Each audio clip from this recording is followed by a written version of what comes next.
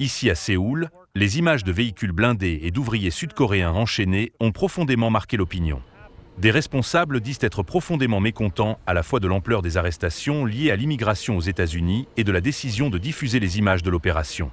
Le ministère des Affaires étrangères s'est engagé à protéger ce prix dans la descente de l'usine de véhicules électriques détenue par Hyundai et LG Energy Solutions. Il a organisé un vol charter pour les rapatrier dès cette semaine. Les autorités insistent sur le fait que l'objectif est de s'assurer que ces employés ne subissent aucun désavantage à long terme en cas de retour aux États-Unis. Une certaine confusion a aussi été observée quant à savoir si les détenus étaient expulsés.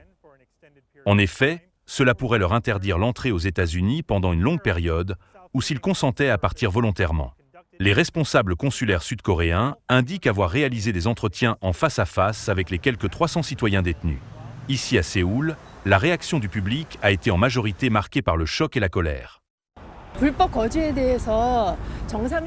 S'ils séjournaient illégalement sans les papiers adéquats, la procédure classique aurait dû être de les informer d'abord et de les aider à rentrer chez eux de manière appropriée. Mais cette fois, nos compatriotes ont été arrêtés d'une manière choquante et inappropriée. Je pense que cela doit vraiment être résolu par voie diplomatique. Je ne peux m'empêcher de penser qu'il existe une tendance à regarder notre pays de haut. Les médias ne cessent de dire que les relations vont bien sur le plan diplomatique. Mais quand on regarde simplement un événement comme celui-ci, la réalité paraît bien différente. Les répercussions se font déjà sentir sur les investisseurs sud-coréens les plus importants aux États-Unis. Hyundai Motor a demandé à la plupart de ses employés de suspendre leurs déplacements non essentiels aux États-Unis. Quant à LG Energy Solutions, l'entreprise rappelle une partie de son personnel et elle met en pause la construction de l'usine de Géorgie où les arrestations ont eu lieu. Pour l'instant, Séoul suit de près la situation, alors que les ouvriers détenus se préparent à embarquer dans l'avion affrété par le gouvernement pour rentrer au pays.